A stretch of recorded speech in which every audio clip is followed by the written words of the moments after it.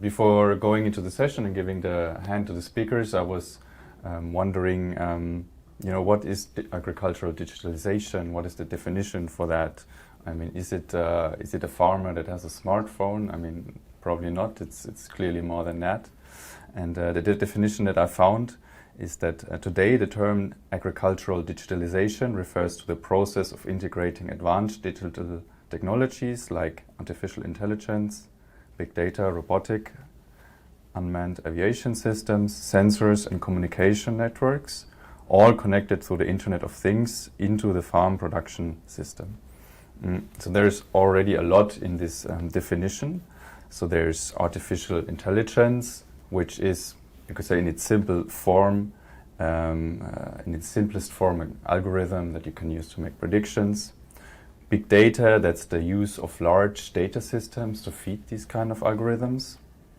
Robotics, which are like unmanned systems that you could use to gather information or to execute manual tasks. Communications network is also in this definition. So you could think about knowledge exchange between farmers and public authorities. And then the Internet of Things, which basically means that mechanical objects are connected into a network. So for example, you could connect sensors with farm machines and so on. And this all has relevant on the context on the farm, but also off the farm. Now, why are we having this session now? I mean, digitalization is a huge buzzword also now in farming. And we really wanted to kind of open up an exchange on the kind of agricultural digitalization that can support an organic and agroecological production, and where are its limits or even pitfalls.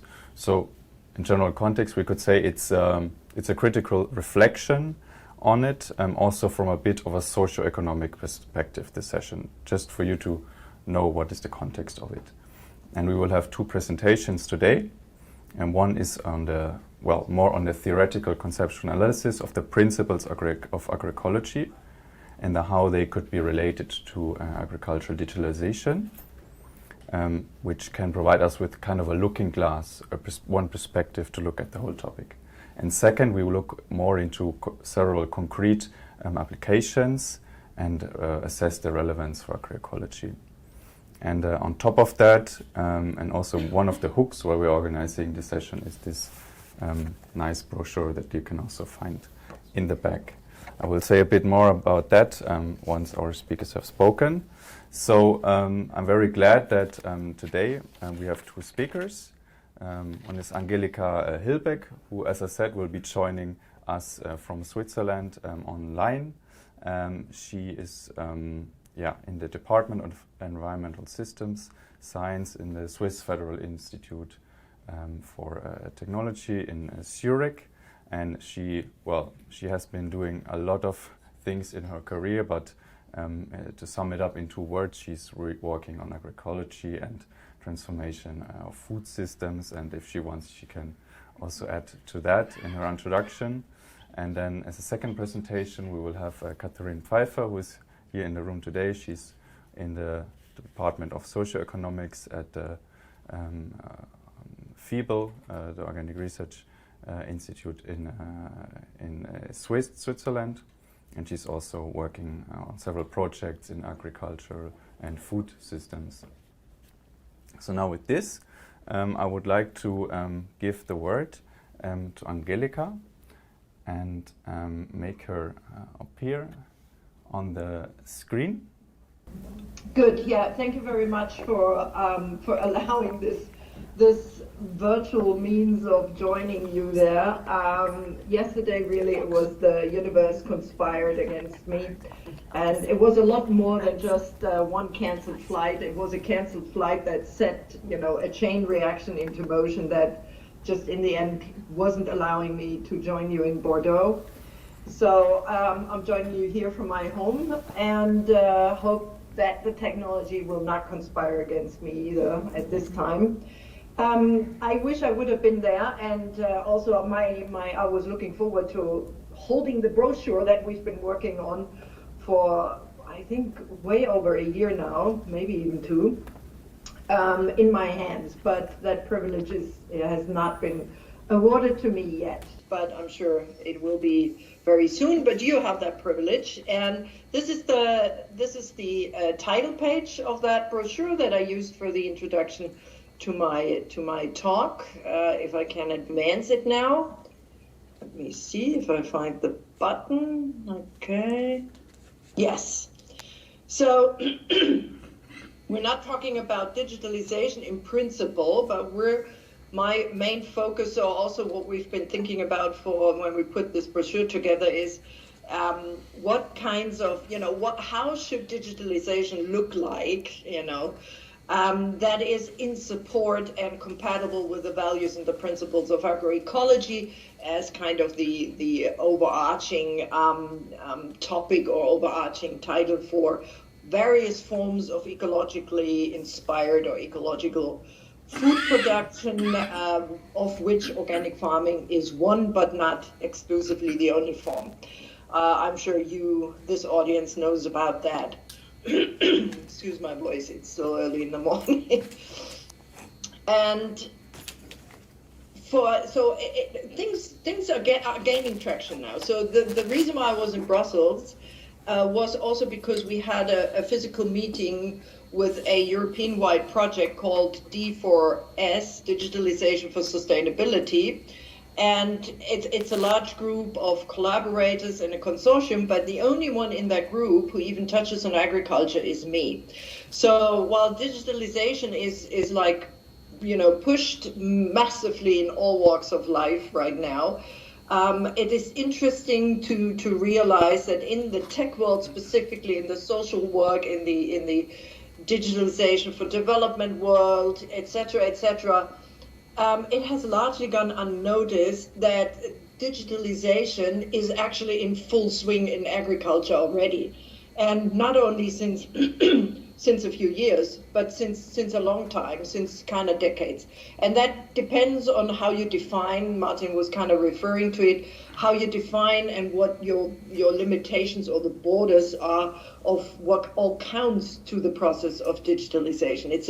It's far more than just, robotics and things like that. So I'll touch a little bit on this, and just to say we offer some of these definitions and descriptions in the brochure as well. So, but what we can say is that all forms of digitalization proposals, solution proposals, currently on the market, basically all of them, there may be this or there here, but that's an exception, and exceptions confirm rules. Is that they are geared towards extending and accelerating the industrial form of food systems. In fact, the biggest proposals that are available right now are like, as some people have put it, are putting industrialization on it with steroids. So it's actually maximizing it. Okay, and this is one of the proposals that are out there that are already in practice. Farmers have signed up to this, and that's the biggest player in the field, Bayer, Monsanto, and it's in this field kind of clear that one reason why Bayer bought Monsanto was because Monsanto has been the leader in the field of digitalization and developing platforms long before others have conceived it or started it. And so they have bought up the fillet pieces already are available on the market that are necessary for composing and constructing such platforms.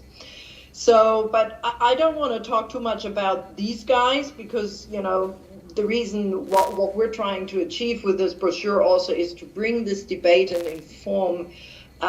inform the ecological farming community about what's going on there, and that they need to be empowered and obtain a language and knowledge and information to join this debate, which is in full-fledged in the conventional field of agriculture. Okay, so what you see here, what the aim is, they want to partner, but there's more than that to seamlessly collect, store, visualize critical field data that the farmer provides, of course, monitor, measure the impact of it, and influence the agronomic decisions, or better, in the end, when you sign up to these packages, they have decided, and it is a prescriptive set of agronomic decisions that the farmer or the executor of these protocols has to execute then in order to benefit from these platforms of robotics and software, etc. So that's already on the way.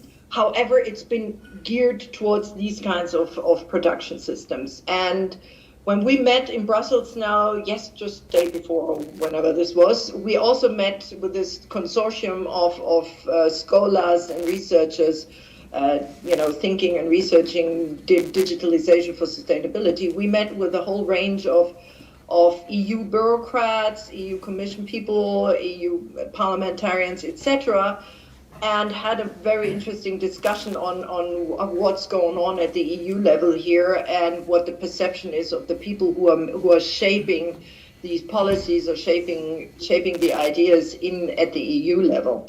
And it was interesting that a bit of the sense that we saw there was that we do need to get away from these old and destructive systems that we had invented last century. And we need to move forward to less, to ecological, modern, innovative ecological systems. And that whatever is on the market in terms of digital has really omitted this so far.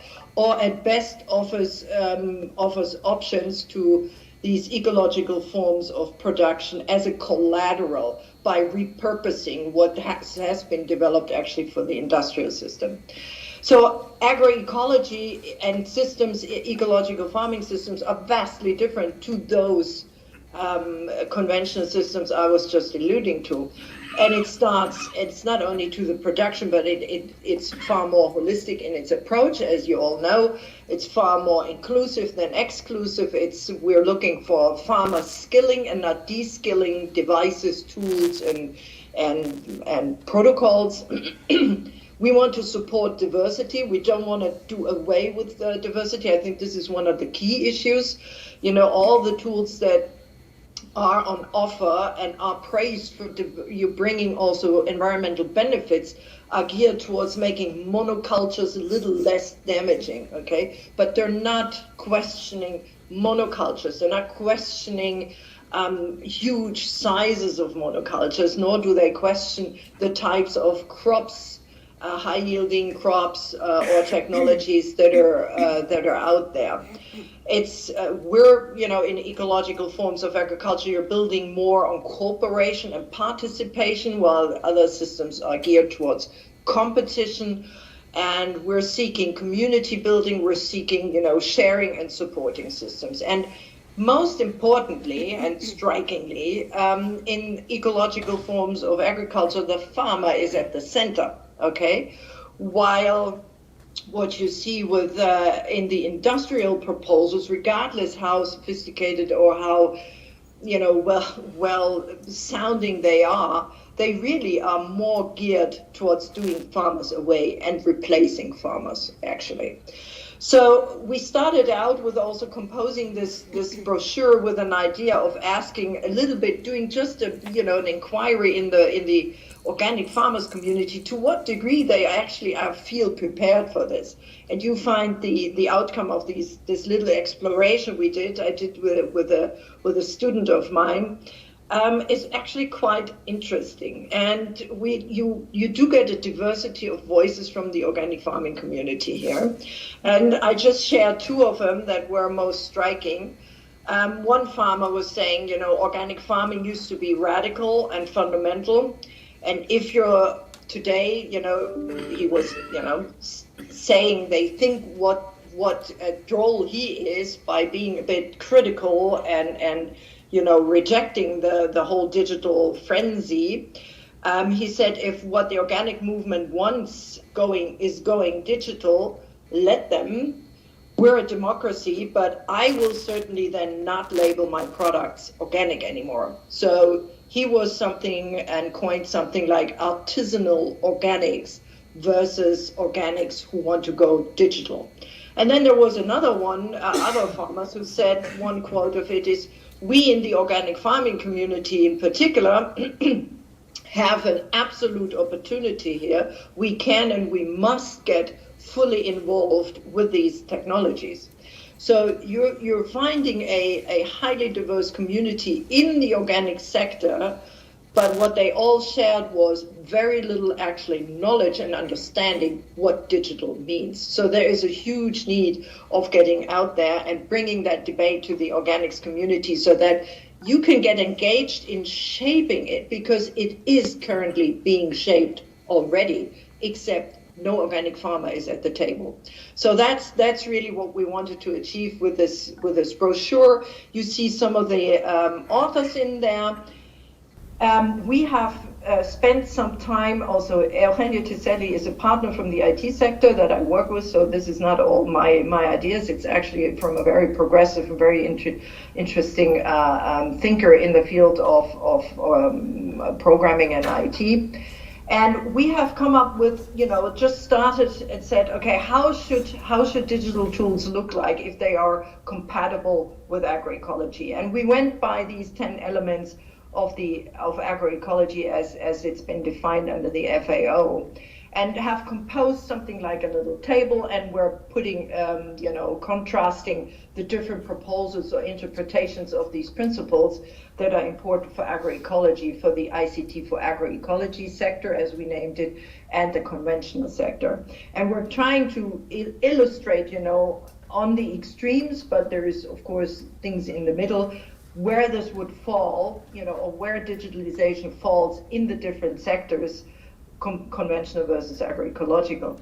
And there's the principle of diversity, for example. There's the principle of co-creating and sharing of knowledge, And what we think, how it should be interpreted for the ICT sector, what we need there versus what is actually already on offer for the conventional agriculture and is proposed to be repurposed for the ecological section, is you can find here. So we firmly believe that integrating, if you want to account for diversity, you need to integrate a diversity of ICTs that are available, and you need to specifically, and that relates to the co-creation of proposals, you need to co-create these tools with farmers.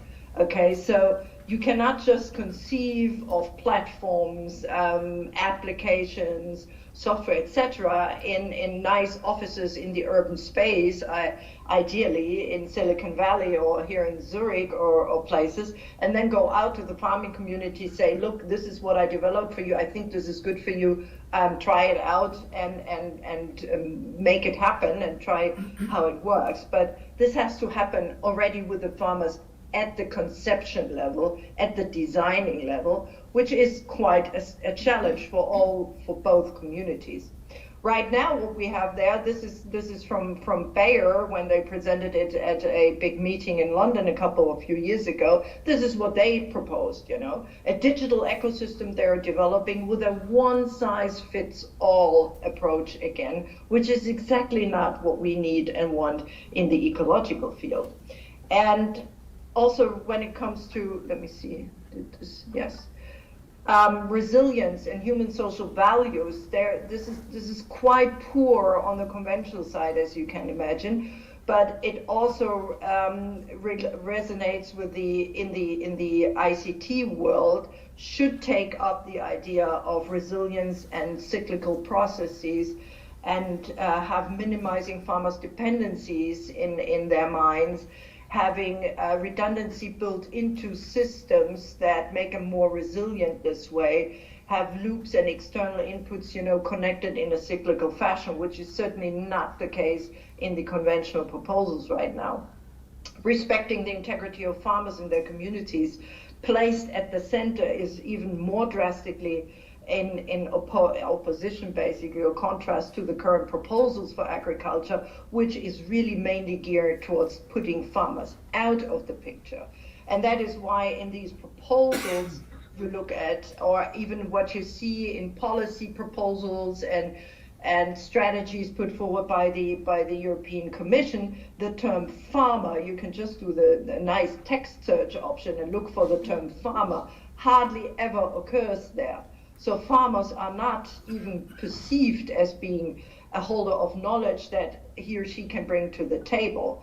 You know, I'm going to skip this because I think it's becoming clear what the concept is of the one-size-fits-all prescriptive packaging is, in fact, farming farmers and farming the data from the farmers, collecting them throughout the season, and then doing value chains, farmer value chains from it, and pitching it back to the farmers as new possibilities for farmers, while in reality, farmers' dependencies most of the times becomes even stronger, and it really is opening up new business possibilities for corporations. And the farmer sits there then in the field when the machinery stops working and is wondering how he can get the most recent software download in order to get the combine working again. So we need different models of co-designing. We tried this out. It's possible. You find the inspiration hopefully in the brochure.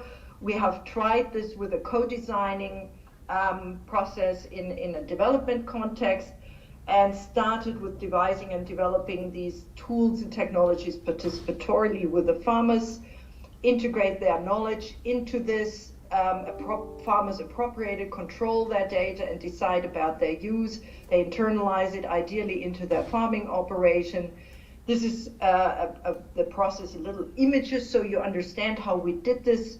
We sat down and did what is called a participatory software design with rich pictures design tool that exists out there. So we didn't invent them, we just repurposed them for the prospect of farmers being able to join the process. We did this in a development context, but this can easily be done in any kind of context. They drew their farms, and from those farms, the software developer and the programmer has translated this in an intimate process into the design of an application. This is just to show you how their conceptualization of their farms and their emphasis has been then transpiring into and clearly defining how the application should look like. The application is now up and running. It's in Swahili and works to the degree that it can work after a few years, and had itinerary, in various loops of refinement. We're constantly updating it. So you find more information on how you can do this in that brochure again. So we not only wanted to explain and critique the current concepts out there, which is the first part carried out by Jim Thomas from the Etc. group and Francesco Ayena and his colleague Chantal Clément, who use for IPCS, but now are in a different organization, and myself. But we also offer how principles should look like if you want to make digital work for agroecology, and we showed in 2 case examples how this could be put into practice. So hopefully none of this is finished, none is written in stone, obviously, but it's just as an inspiration that we can do this. But we need to do this together, and for that the farming community needs to be involved, and for that the farming community needs to be informed and educated on what's going on. So that's the idea. Thank you. I have no idea or who's in the room. I hope you could hear the... Stop sharing now. Yeah. Has this worked? Yes, I hope you could hear the applause also from the audience. Thank you very much. I didn't hear anything, but... there was applause for you. Thank you very much. And this serves as inspiration for discussion later, so you can ask me questions on any of this. Yeah. Yeah, definitely. We will have a second presentation, and then we also have quite some time reserved also for discussion. But before, so thank you, Angelika. I think I'm not going to summarize, but I think I was impressed how you could summarize this presentation. Okay. I hope you're still here. Yeah, you're still here. So how you could summarize this brochure in such few slides. Quite impressive. And you mentioned that on the one hand, agroecology is different. There's very little knowledge still, it seems, in the agroecological and organic movement on digitalization, and at the moment still it seems like the conventional sector is in the lead. So we need to empower organic and agroecological farmers to really be more engaged in this debate, because it seems like we're lacking a bit behind the big players, at least in the conventional field. And I think now we can go over to Catherine Pfeiffer, our second presentation, and I'm going to set it up now. Spatial data analyst, or GIS, or geographical information system specialist.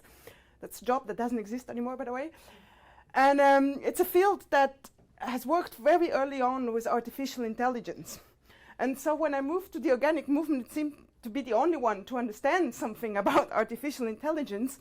And here I am talking about a topic which is not so much my field of research, but just a field that I love and continue watching from that data perspective, because as a scientist we will always use data.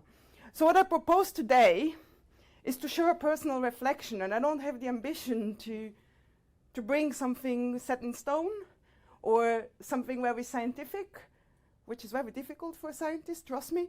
But I want to just share some 3 big reflections I have when I look at technologies that we are testing at FIBO. So technologies, robots that are out there that we try out for farmers. Well, I'm wondering if technical ways works. It's so great, I see it, fantastic. Great, and it's really nice because Angelika is sharing the same that I wanted to say. Very good. I really like this image that I found in actually a scientific paper that says, well, digitalization is here, and it's here in agriculture, but is it really going to support the ecological transition or not? And it summarized the paper with these 2 pictures, which you can download. It's an open access paper, so you can all access that image if you want. And it says, well, basically, we have 2 scenarios where we can go to. The one is the ecological dystopia, where we have the big machines. Well, I don't repeat what Angelika said. It's exactly what she was talking about. This is the world we are in now, and we can stay here and continue here. And there is an imaginary world, the ecological utopia, where we see we have a lot of small robots, and they are supporting farmers in getting a highly diverse landscapes. The problem is, can we go there? So that's where we are. That's where we, I think, all agree would want to be if we agree that we want to go the digital path. I don't want to answer should we go it or not. I just want to reflect today, what would it take to be here? Yeah? Just say to me when it's Next slide, probably.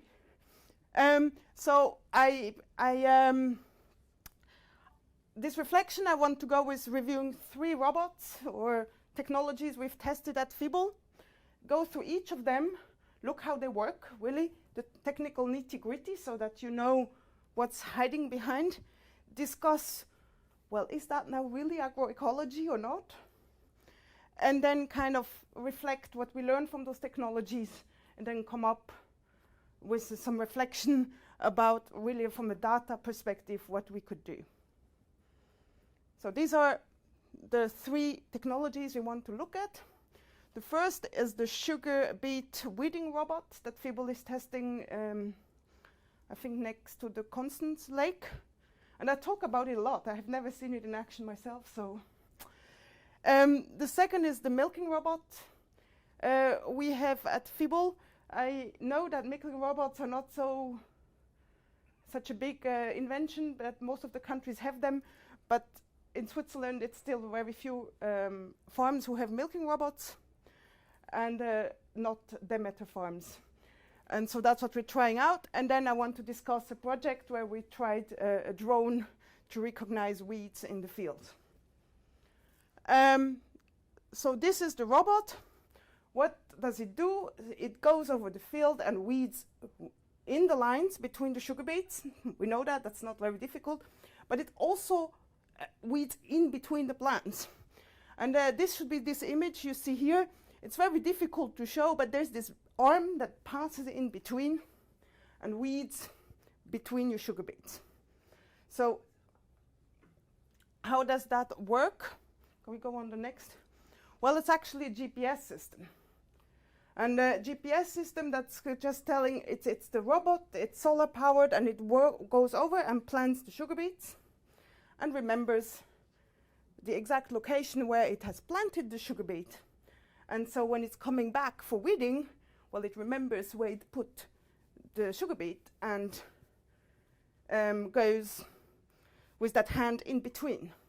Well, when I started in the GIS field, my really first GPS was a long time ago. We had an accuracy of 15 meters, which was really, imagine, I remember about 15 meters where my sugar beet is, was not very powerful.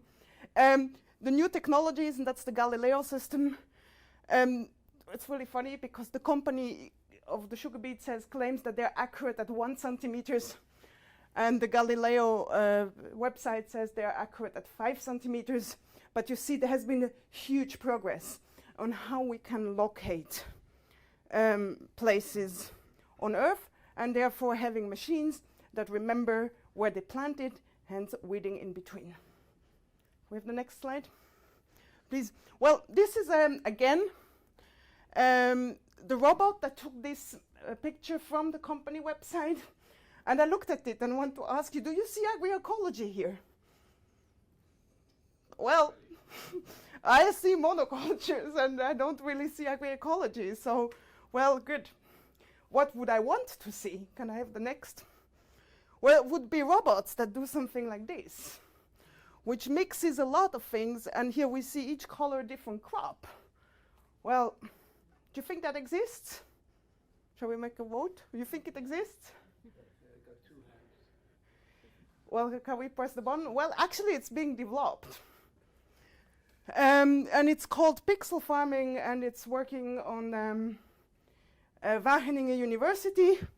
I have not clearly followed. I don't know where they are in the commercialization. What I really like about the paper they've just published is where they describe really how they work with farmers to develop that robot so that it's really meaningful to them. And so here we have really a technology that is being developed, I think, and we can discuss that with Angelika, which is not too far for what an agroecological technology could be.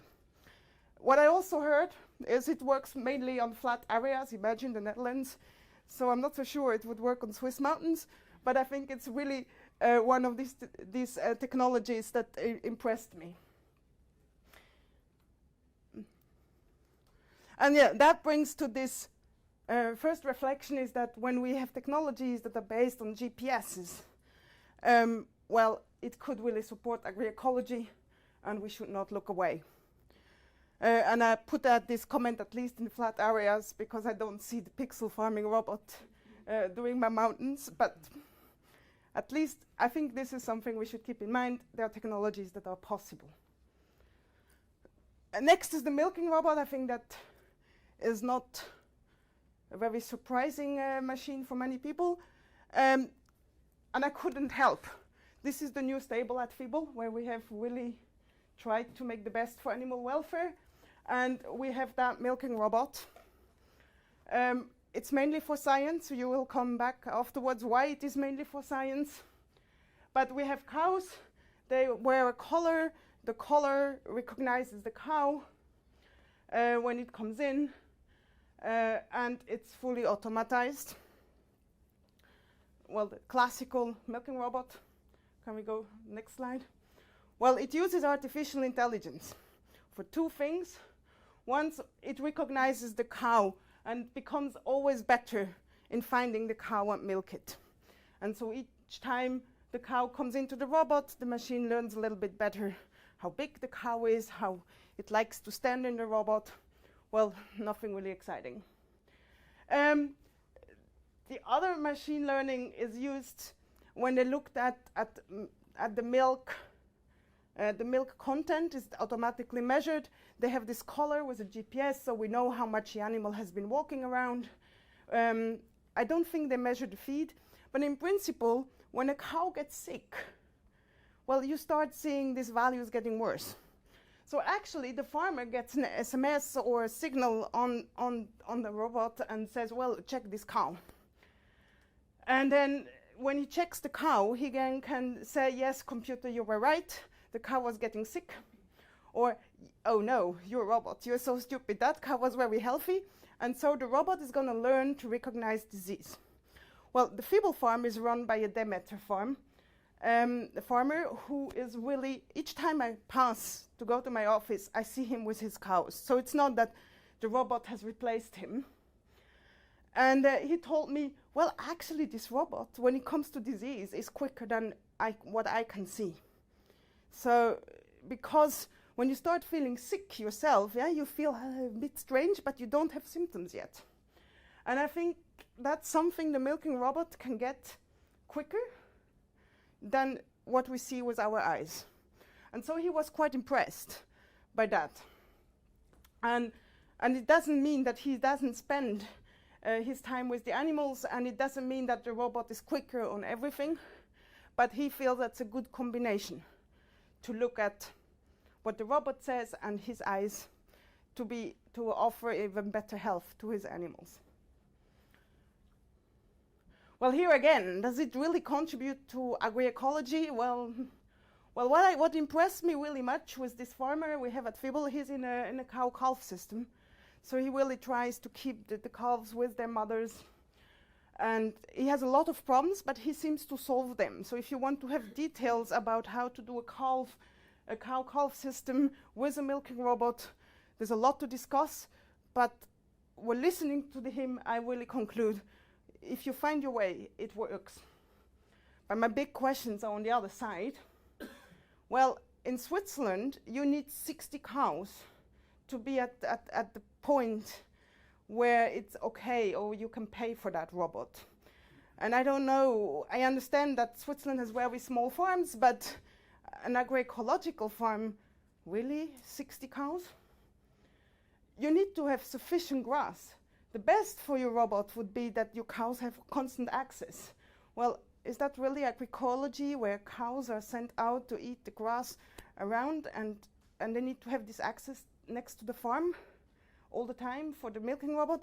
Well, I'm not so sure you can really combine that robot in all cases with agroecological principles. It really depends on your context. And then something I learned from that farmer again, he told me, well, if you really decide to not feed any concentrates to your cows, good luck with getting your animals into that robot. And I met him sometimes at 10 o'clock at night, where he was still trying to get his cow in and getting really annoyed. So this leads to my second reflection as well. We have technologies that are developed for the livestock sectors, and they use some basic AE, and it can work because animals, whether you keep them in an organic or agroecological or conventional way, it's not so different. You need to adjust your technology to make it work. It might depend on the context in which you are, but as long you could find ways. But the problem is these robots are far too expensive, so it's requiring you to be a too big farm, probably, compared to what would be, in my understanding, an agroecological size, especially with livestock.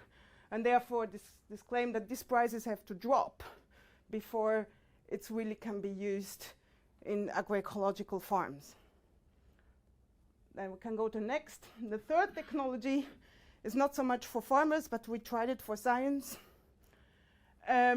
We use drones to recognize bindweeds. And it's quite easy. We fly the drones over the field, and then we pass it through an algorithm and try to identify where it is. So how does this work? We fly the drone, it makes images like this one. That's the input. Then we still have humans that go through the field, to recognize where is the bindweed, which is the human here going in. So remember, artificial intelligence, we have a human going in. They collect data, then it goes into an algorithm, and we make a prediction. And you see this beautiful map, it works really well. You want to know a secret about this map? Yes. It's a conventional field. Do the same with an organic field. I'm not even talking agroecology. Do the same with an organic field. Well, it doesn't work. Why is that? Well, when you fly your drone and you have a yellow wheat, and you're on a conventional field, and you sprayed all your pesticides, then you have only one weed, which is this one. So the image reflecting green, you recognize the weed. Well, on an organic farm where you haven't all your pesticides, well, your reflectance green can be many different things, yeah? And so this algorithm do not work. And that's really where I have my biggest worry. Hence leading to my third reflection. Current simplistic machine learning algorithms are unable to handle the complexity of agroecology. And I think this is really, in the whole field of digitalization, what worries me most is that we go into a world where we are unable to capture that complexity, and therefore, as long as we are unable to capture this, none of the machine learning applications will ever work. So on the next slide, I summarized these three reflections. So the first one was around GPSs can work. Livestock-related technologies, when conventional, or in general, when conventional and agroecology is not too different, you can work around, but price has to drop. And everything that has to do with complex artificial intelligence, well, at this stage, I don't think it works. So now I want to come back to my first question. Where do we stand now? Can I have the next slide, please? Took it back. So I think with livestock, we have an industry that works for conventional, and we might be able to adapt if the prices drop. In the middle, we are somewhere with the GPS-based technologies. We've seen the sugar beet technology. Well, it's not yet in this world, but we see that the GPS technology is leading to robots that could bring us here. That's the pixel farming. And when we talk about artificial intelligence, I think we are in this world. And that's really where I'm worried. And that's what is leading to my next slide. So what's the problem with artificial intelligence? So artificial intelligence is a big word that just says the computer remembers something and adapts. No, the computer just tells you something that on the base of who you are. Machine learning refers to technologies that learn. That means the farmer says, yes, the animal was sick. No, the animal was not sick. And it improves on the algorithm. And then we have deep learning, which is the edge of what is going on in artificial intelligence. And the biggest difference here is it doesn't need this human intervention anymore. I don't want to go into the detail of this. It's around neural networks. What it really requires, it requires a really big amount of data. And I think what we also need to remember as machines, they can only learn if we have data. So moving from here to here is going to allow us to capture complexity, but a machine can only learn about complexity about which we have data. So if there is no data, or we are unable to talk about agroecology, what do we expect from machines, yeah? And that leads to my very last slide, which is, well, do we want to go into this world, not just with GPS-based technologies, but with artificial intelligence? We really need to change gear on how we store data. So that's the first thing I think as a movement we should start thinking of. Where do we store our data? I know I'm standing here for FIBL. FIBL is also working on how do we make all the data we are allowed to make public. And that's called, in the world, a data lake. And there's many ways of doing data lakes. We can own one, but we can also agree where we store our data. And we really need to just be ready storing data. A data lake, I love this expression. A data lake is a place where you just store any raw data, anything. And a data lake can become what we call in the jargon a data swamp, a place where you swamp your data and nobody is able to find it back. Why? Because machines are stupid, remember. And machines need to be taught about how to go back into that data lake to get the right data out. Hence, my second point is we need to teach machines to handle the complexity of agroecology, and that's called ontologies. Ontologies is all the science where we teach computers to recognize or to learn. I mean, the best example I can always give, if in German, if you look for biologisch and you ask Google to look for it, you never know if it's organic or weapons. Machines can't make the difference. And so working on ontologies is really teaching machines how to recognize things or to recognize what you're looking for. And that's called ontologies, and they are not developed for the organic sector. The current ontologies are made by FAO, and they reflect very well the conventional world. So we need to think, should we also start working on how we teach machines? And then at a certain stage, we will need a lot of data. A lot of data, not just from the fields, but also socioeconomic data, so that once we have these algorithms, that we are able to test them.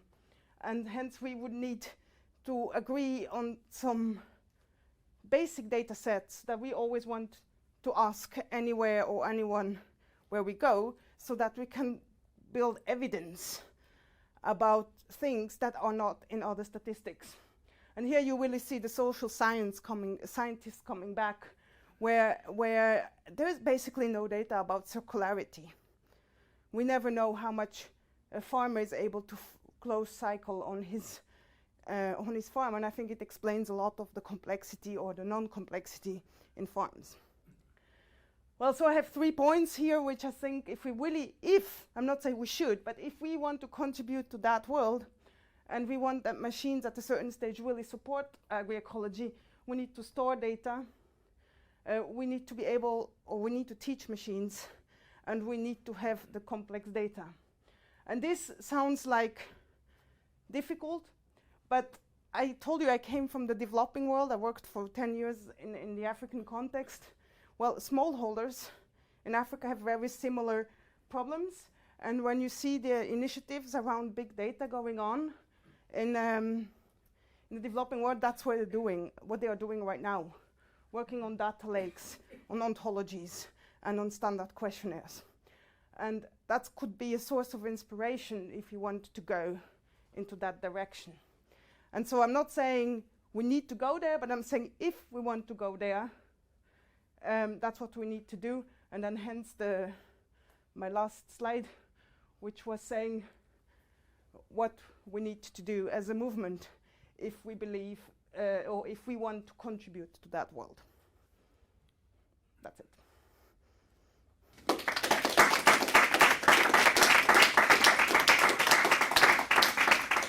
Thank you very much, Catherine, and stay ready for questions, but maybe we can sit down for a second. And I still have this microphone, which I think it's fine like this. Yeah, thank you very much. I think it was also quite insightful for me, and I hope also for the audience to have some, like concrete also examples and show like also, for example, for this GPS technology, how a system can be optimized for a conventional context and also adapted to a more agroecological context.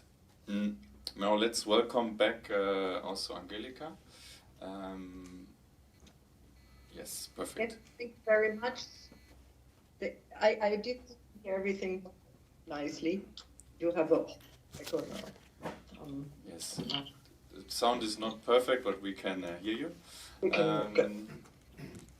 Yeah, I mean, with this, we have raised a couple of questions, but maybe because we had it also yesterday that there were many questions asked, and in the end we did not have a lot of time for the audience questions.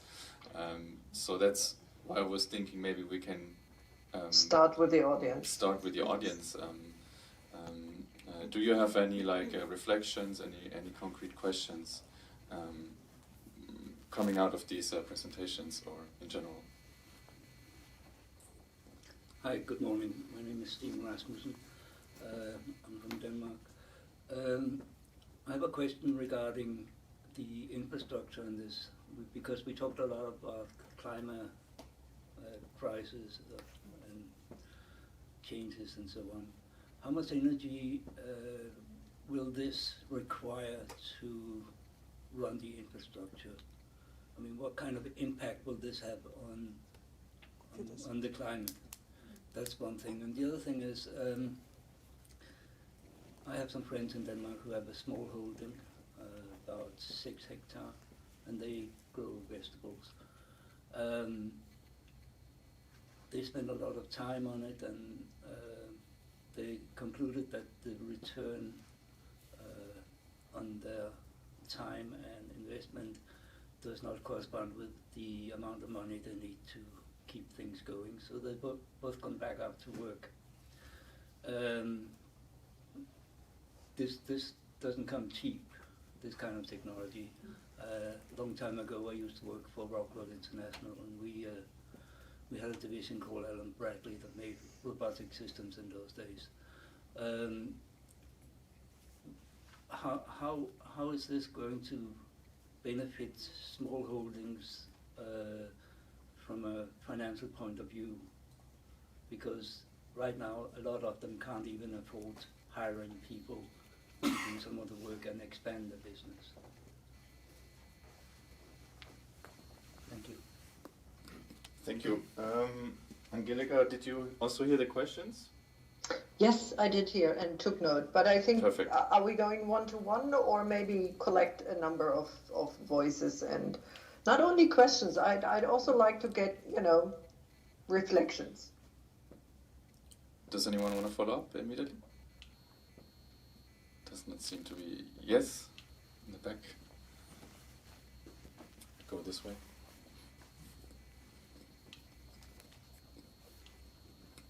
Thank you. I think these were good reflections. The two sessions you offered us, the starting point to build a whole new infrastructure for if we want to use big data, digitalization for agroecology. I think also it's the only way, but we have to think about that is cost intensive. Nobody wants to pay for all that, to start that from scratch, to put it into place. So if you think a little bit further, one step further, I fear that we have to build a whole new world around it. So we have to make models where we gather the data, but for that the data belongs furthermore to the farmers, so we have to do some companies, pharma companies, crowds, things like that. So it's even a socialistic system. So we give our data, we gain the benefit of this data and the techniques.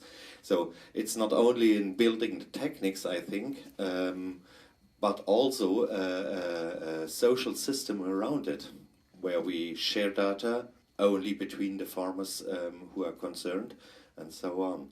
So it's a more big deal. Only the techniques is a big deal, but I think it should go most further. Just a statement, no question. Thank you. I'm Caroline from Bioland, Germany. I thank you both for these very interesting inputs, and I think also a very important impulse for us.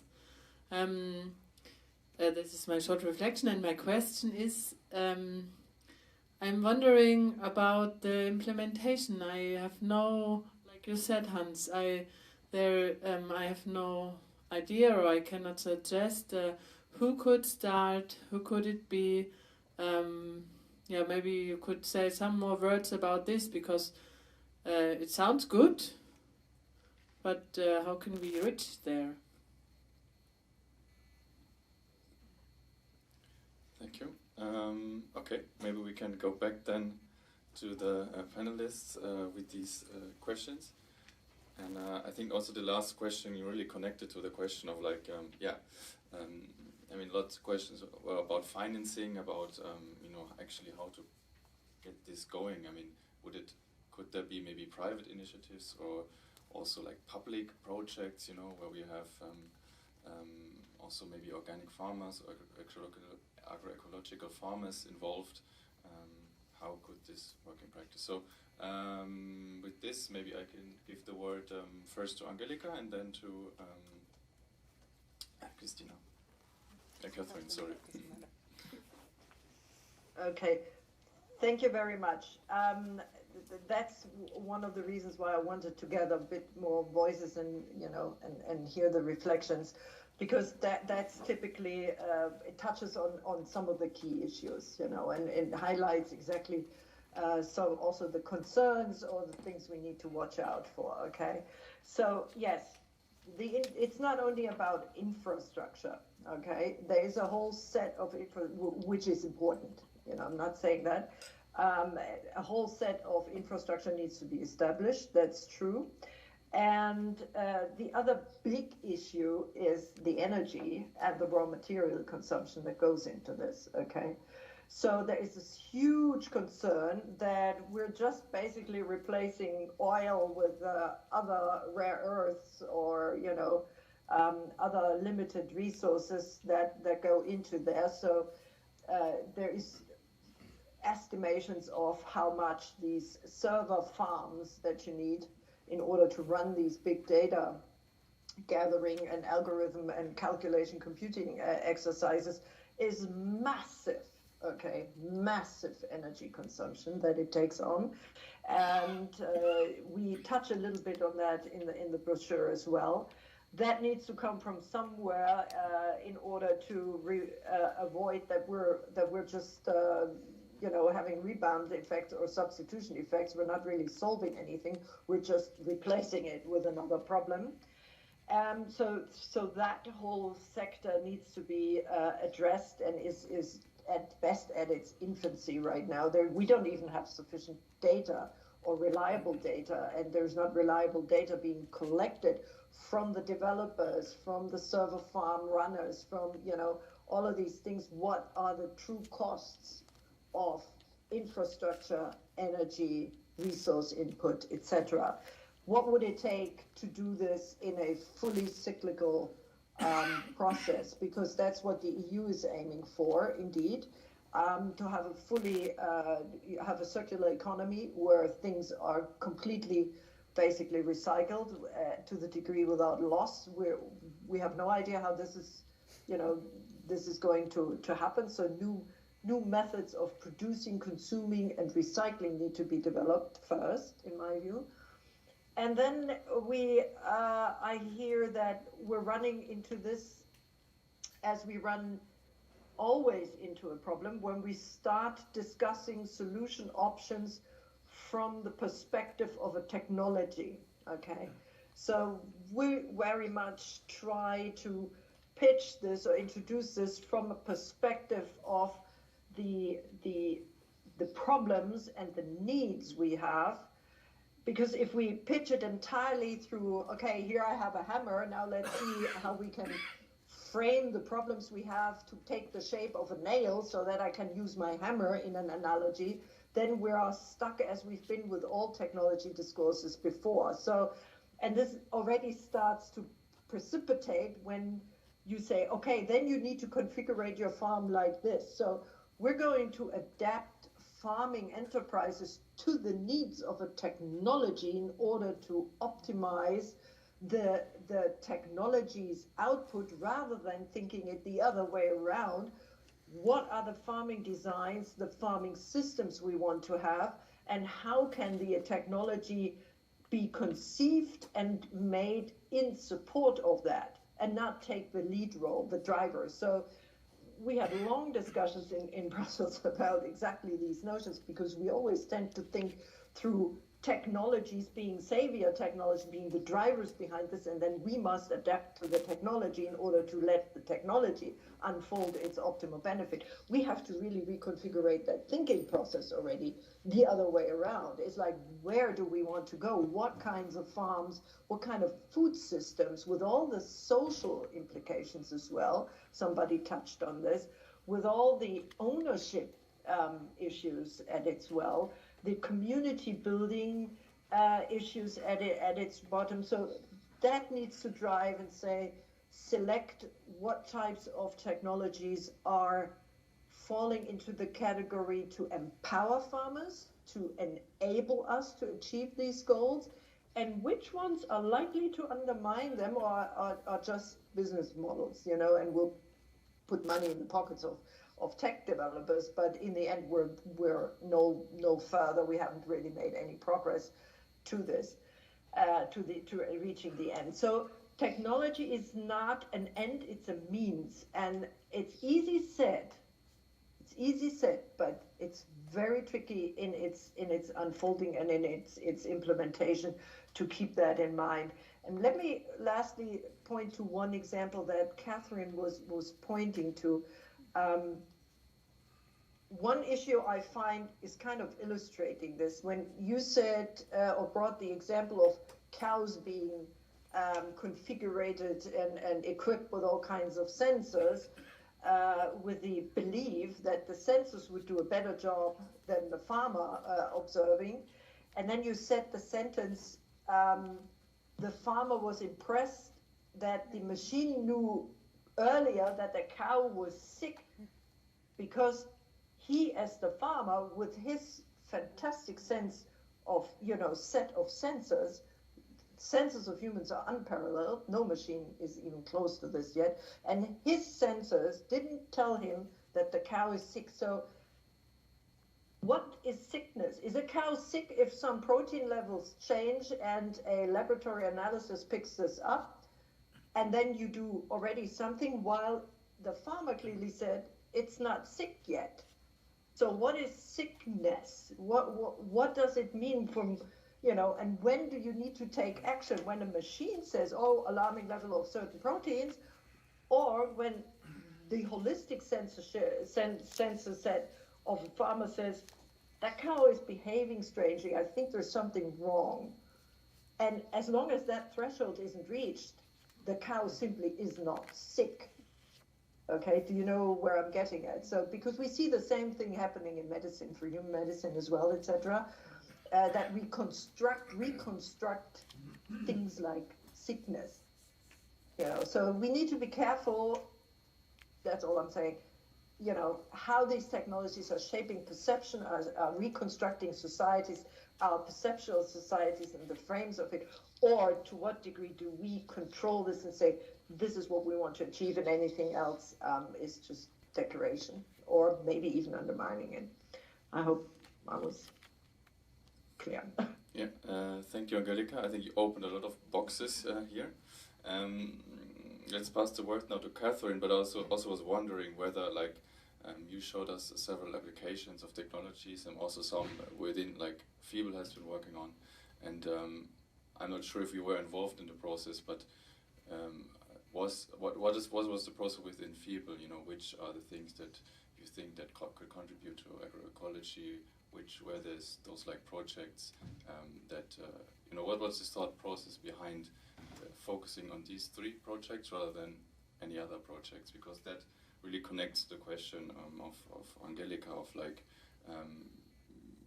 do you look at the technology and then what it can solve, or do you look at the problems on a farm level and then look how can technology support solving these problems? Shall I stand up or? Sure. Wow. Well, I'm quite recent at Fiebel, so I don't know everything. I don't know how it came about, the sugar beet, but as far as I understand from Fiebel, it's always farmer driven. So they wanted to try. So basically what we do is we try out. We are the science, so we try. The milking robot, it came because it's collecting data for the livestock science department. And it didn't come because we think it's a good solution for agroecology. It came because we get big data from the machine about what happens when you feed a cow a different feed. And that's why we have it. And it's a nice experiment to see how a Demeter farmer works with it. And he can be very positive about it, but he can make you a very long list on why it's actually not so cool. Meet him on a day where internet is down. It's not his best day. And the drone was a typical science project where we just said, let's try. We need to understand what it means to do satellite or this drone images and this remote sensing. Does it work for organic, not even agroecology? And that was just a project that somebody took up. So there was I don't think we have a really big dialogue about digitalization. And each time when we try to have it, we have a bunch of people who talk about different things. And so one is thinking database, and the other one is thinking drones, and the next one is thinking that simply making a picture is always digital. And you have all these people in one room, and everybody talks, and you don't achieve anything. So we actually gave up on that. And we made smaller groups of scientists. And I lead the big data, which really thinking, okay, what's the technical solution to some of our science questions? And so, you see, we think it's a very difficult topic. And it's not that we have a big research looking at digitalization as such. Does that answer your question? Yeah. Do you have any comments on the other audience questions? And otherwise, I would like to invite the audience. Add a comment. Please. Couple of aspects I don't hear. Please feed in the microphone so that Angelika can hear us as well. Couple of aspects I don't hear anything about. This is a very complex environment, and one of the aspects that needs to be right up front is how do you secure this environment? We all know what is going on with the appalling situation in Ukraine, and Russia actually shut down the GPS in the Eastern Mediterranean in the beginning of the invasion. It's not very difficult. There's now several GPS systems in use or in progress to be implemented. So the whole security aspect, because if someone goes in and shuts all this down, you're going to have another food crisis.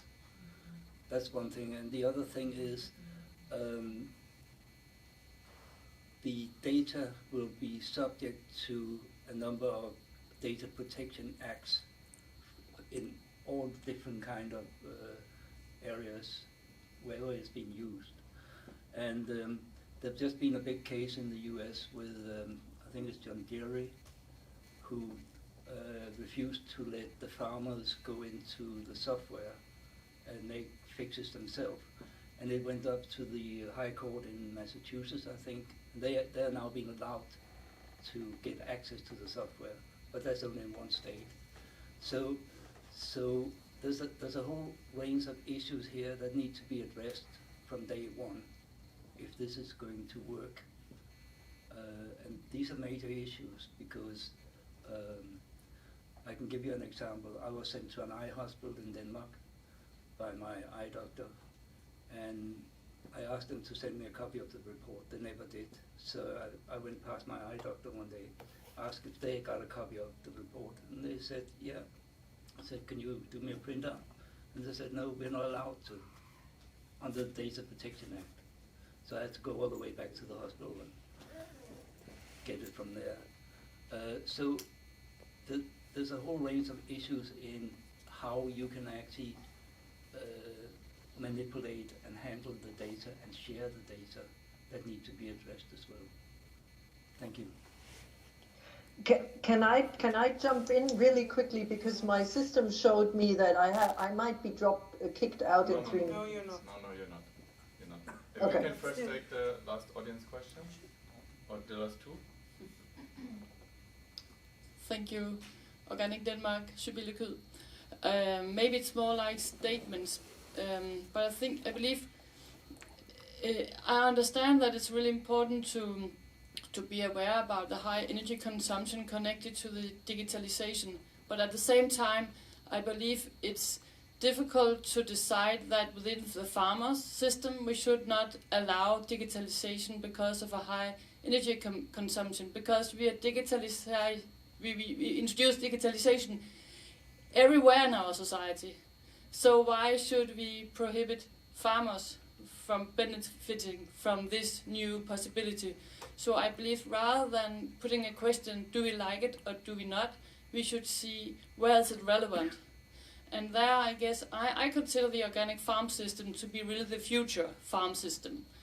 And I'm very sure that we have organic farms where it's not relevant, and we have organic farms where it's highly relevant. And I see in Denmark, we have vegetable growers, really big farms, and they say now if they shall hire work labor, they need really skilled people because it's so there's so much technology now used. It's not manual anymore.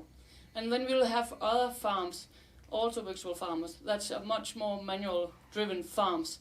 So I think we really need to have an open spirit, and we need to not to say yes or no. We just need to be aware it is relevant for some farmers and not for others. And then how should we reach, or how should we be there that we develop this technology and get it introduced? I think it comes very much with the true cost accounting system. Really, it should be it will be developed if it is relevant, but it requires that the market force system works. And then my last comment is, I want a little bit that you more times, Catherine says that you talk about agriculture, not to talk, and then you present organic as something different.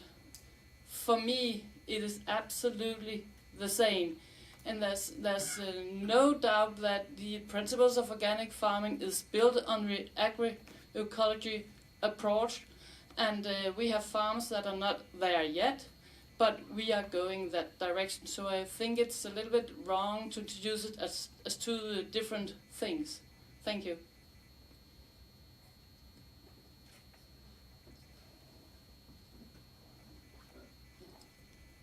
Yeah, hello, Martin Kunze-Fechner here. My question, or maybe also suggestion, is so if we maybe look also sometimes at the farmer reality, this let's say technology is somehow new, and of course you have not the expertise because you specialize on farming. So I'm sometimes wondering, because it's happening right now, if we need to build up an advisory service, especially also from the organic sector, that maybe farmers don't go like for this one package that is maybe offered, that they say, okay, there's farm facts, this is covering everything, but they have rather like an assessment grid that they know, okay, what I have to look out if I want to digitize, for example, my accounting system. So I was wondering if there are like already initiatives to include, let's say, in the organic sector, kind of an advisory service for digitization.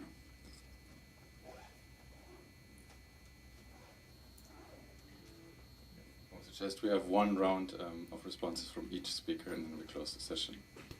Okay. Well, there's so many things, and I need to just select some of them.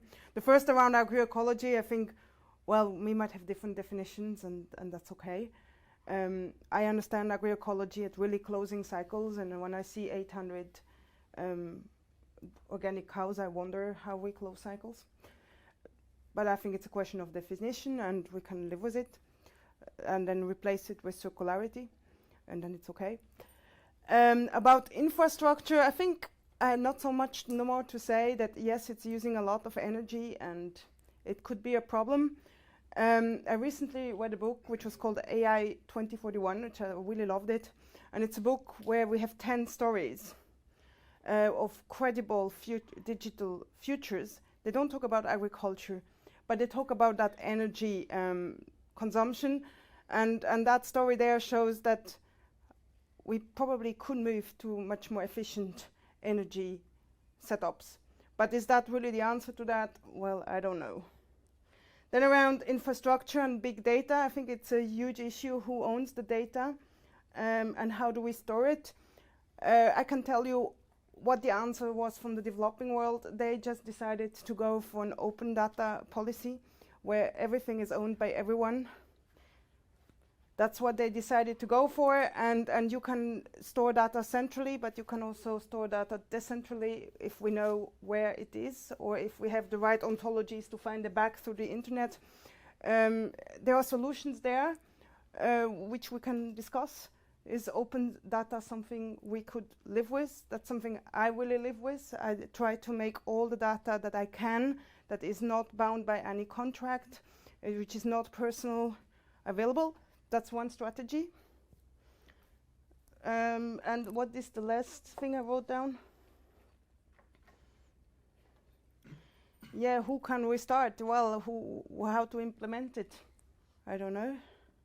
Start disaggregated, or it's small and different places, but keep someone the information together so that it can grow. I guess that's what my answers would be. Shall I just give back to Angelika? Yes, you can give the word. It's a quite difficult situation. Thank you. Thank you very much. So I received the virtual microphone. Yes, let me thanks for Catherine has been answering some of that. I don't need, I go along with quite a bit of it. I think it's typical that the book you were mentioning, AI, what is it, 2421, or what was the title of the book? Yeah, 2041. Exactly, 41. It's a classic that they don't touch on agriculture in there. That's exactly what I'm observing, that in the whole debate about artificial intelligence, data crunching, etc., one of the fields where it is in full-fledged already is ignored, or people don't know much about it. So that's another reason why we start talking about these things. But somebody was mentioning at the beginning, the security issues and right to repair. Absolutely correct, absolutely true. This is a huge field that needs to be tackled. It needs specific knowledge. It needs knowledge about data ownership. So you need people in the debate and being informed about how patent issues function, how data ownership functions, etc., so that what you saw happening with your eye doctor is exactly happening in that agricultural sector. People have combines stopping in the field cold, not because there's anything wrong with the combine, but because they forgot to update a specific component software with it, and then they try frantically to do this in a space that is the most empty space you can think of, in the middle of a monoculture with no people and not much diversity left. But you need a 5G coverage in order to get the proper download and get your machine equipment working again. So these things all need to be solved still and need to be thought about. And the right to repair is a movement, is an issue in this field, absolutely needs to be tackled, isn't solved, so that's another one. And the security that you can start shutting each other's systems off, that we see in the Ukraine. Mr. Musk has, I believe, shut off a number of internet accesses or satellites for the Russians, and the Russians are shutting it off for the Ukrainians or others. So we're seeing this kind of new field of warfare evolving as well, and our systems must be resilient. And I've been in discussion rounds like these with people from what's called the global south or whatever, smallholder farmers, who said, we don't want to have any technology that if it stops working, we cannot feed ourselves anymore. That is high to risk, and that's nothing we want to engage in. So it must be whatever techno fix you offer to anybody, you must always balance it against food security issues and livelihood issues, that if that system piece of issue stops working, your livelihood must not, your food security must not depend on it. And there's many forms in shapes how this can come about. So this is another field that needs tackling and reflection and implementation and rules. So what also has somebody said, this is still a pretty much Wild West. We're in this, okay? People are making up rules or trying out, the developers are coming with proposals and are developing, rolling them out in a field that is lacking rules right now. So the EU has partly recognized that and is trying to now play the catch-up game in trying to post-actively, reactively impose rules and try to find ways how to shape this technology, how to develop. But who's not at the table, who I've never seen there, is the organics or the larger agroecological community to being part of that shaping process. And I guess that's connecting to the whole motivation why we have a session like this at IFUAM and why I wanted to engage with you in this debate. We need to have, and I love that idea that, I don't know who it was, launched and said the organics community needs its own body of experts and develop its expertise, an advisory board or whatever it is in what form and shape it takes, that takes it on, this debate, from the perspective of solving problems in the organic sector for the larger good, for the good of humanity, and not tackle the issues from a tech perspective only. So I'd like to close with warning again, let's not lead this discussion from a tech perspective only. We must keep the problem-solving perspective on our plate and in focus where we're going, and start develop tools that or methods how we can very quickly understand what techno proposal is being put in front of it, in which category does it fall? Is it really something that will address issues that are necessary and are important for achieving agroecological goals or goals of the agroecological farming community, or not? And if it does not, then we need to be aware which ones are undermining them, and then we need to be able to protect ourselves from being undermined, because that can happen. There is not only good actors out there or actors who share the same goals and values as we do, but this is a process that we're at the beginning. So, and I hope that maybe with this session we have stimulated at least some of you to engage in that debate and get ahead of the curve. We still can get ahead of the curve from it and actually shape and not just react. So that would be my appeal to you guys. Join in and make it happen, that we engage in the debate. Otherwise, it will be decided for you, because it is ongoing already. Thank you very much, Angelika, also for wrapping up this session a bit. I also was mentioned in the audience that we need advisory service. And also regarding data, there's also a lot regulation can do, and also there's, for example, a regulation in discussion about the right to repair. So there, you're playing the ball also a bit back to us working here in Brussels, because there's a lot happening, especially on these data issues. And I think also the take-home message was like, talk to farmers, involve the farmers in your organizations, and let's involve them more in this whole process. Let's give a round of applause to the speakers.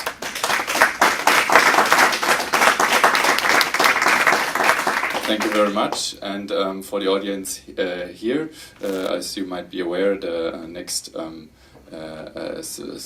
agenda item will be happening in the Cité du Vin.